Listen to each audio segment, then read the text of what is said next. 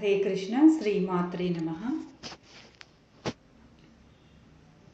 హిందూ పంచాంగం ప్రకారం ప్రతి ఏడాది అశ్విని మాసంలో శుద్ధ చవితి రోజున కూష్మాండ మాతను ఆరాధిస్తారు. ఈ నేపథ్యంలో నవరాత్రుల వేళ 4వ రోజున కూష్మాండ దేవిని పూజించడం వల్ల దీర్ఘకాలిక రోగాల నుండి ఉపశమనం లభించడంతో పాటు సమాజంలో కీర్తి, బలం, సంపదలన్నీ పెరుగుతాయని చాలామంది నమ్ముతారు. తెలుగు రాష్ట్రాల్లో నవరాత్రుల వేళ 4వ రోజున కూష్మాండ దేవిని పూజించడం వల్ల దీర్ఘకాలిక రోగాల నుండి ఉపశమనం లభించడంతో పాటు సమాజంలో కీర్తి, బలం, సంపదలన్నీ పెరుగుతాయని చాలామంది నమ్ముతారు.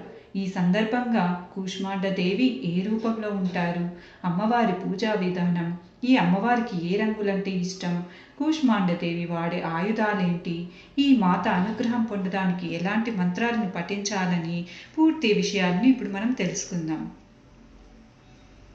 పురాణాల ప్రకారం కూష్మాండ దేవికి మొత్తం 8 చేతులు ఉంటాయి.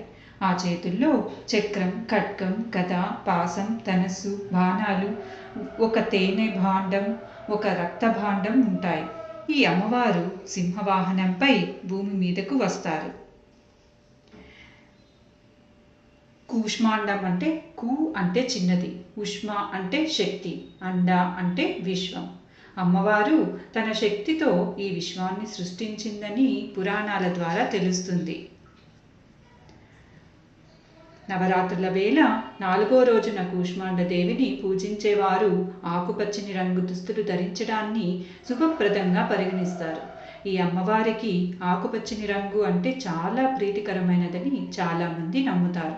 ఈ అమ్మవారికి భోగాన్ని సమర్పించడం ద్వారా కూష్మాండ దేవి సంతోషించి తన అనుగ్రహాన్ని తప్పకుండా ఇస్తుందని చాలామంది నమ్ముతారు.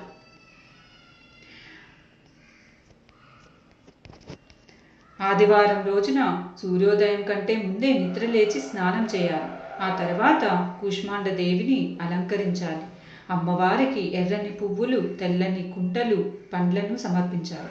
వీటితో పాటు కూష్మాండ దేవికి హల్వా, పెరుగును నైవేద్యంగా సమర్పించాలి.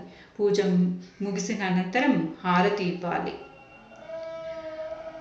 ఈ మంత్రాలను పఠించాలి.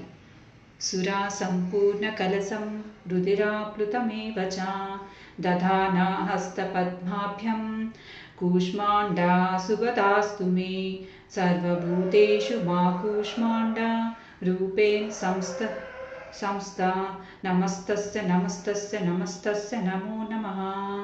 ఈ మంత్రాలను పఠిస్తే